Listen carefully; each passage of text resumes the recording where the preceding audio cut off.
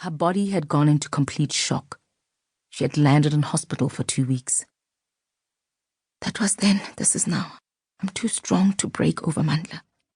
This is just a temporary situation. I was a success before and I will be again. After all, I'm the one who started the company. He just joined an already successful venture.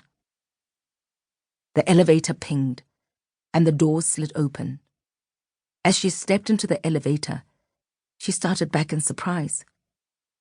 For a moment, she stood rooted to the spot. She stared dumbly at the handsome man lounging with lazy confidence at the back of the elevator. He was tall, broad-shouldered, and had a strong, lean body. The strength in his body was also etched in his face. If Adonis had been a black man, this is what he would have looked like.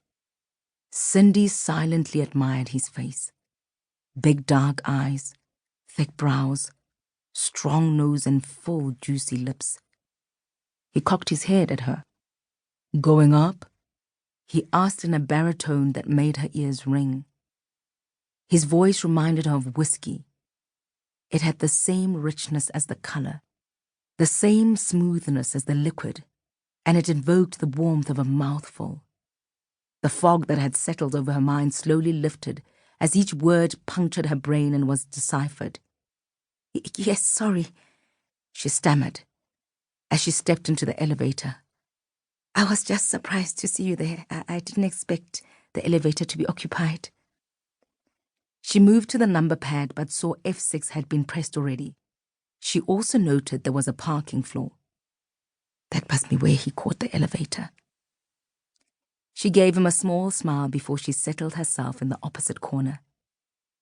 Beneath her eyelashes, she studied him further. He was groomed like an African American. His hair were closely shaven, and the hairline was defined. He was wearing an expensive-looking, tailored navy blue cotton suit that fitted his figure to perfection. Underneath, he had a navy blue shirt on. The top buttons were unbuttoned, giving Sindi a sneak peek of his firm cocoa chest. Her eyes continued to rove over him, taking in every inch of his masculine physique. Suddenly, their gazes collided. Feeling embarrassed and unsure if he knew she had been checking him out, Sindi shot him another quick smile before averting her eyes to the elevator doors. She could feel heat creeping up the back of her neck and over her ears to her face. Thank God he can't see me blushing. Edward smiled. He had been performing the exact same exercise, but unlike her, he was more brazen about it. His interest had been piqued from the moment the elevator doors had slid open to reveal Sindi standing there, looking elegant and sexy. His gaze traveled appreciatively from her face to her feet, and then back up again. She was tall, almost as tall as him. Her long, thick weave was slicked back and fell just below her shoulder blades, with an ever-so-tiny poof sticking out in the front. Her eyes were almond-shaped and had a rich, warm brown color that contrasted perfectly with her dark caramel complexion. There was something quite unsettling about her eyes, though, that he couldn't quite put his finger on.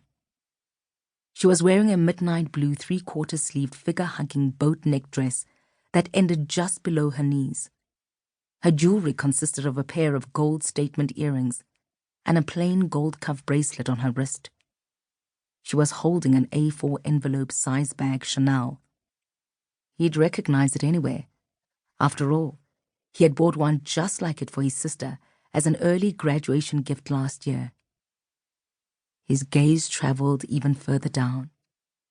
The length of her dress emphasized her well-muscled calves, which were supported by strong, sexy ankles. The black high-heeled sandals on her pedicured feet framed her ankles to advantage.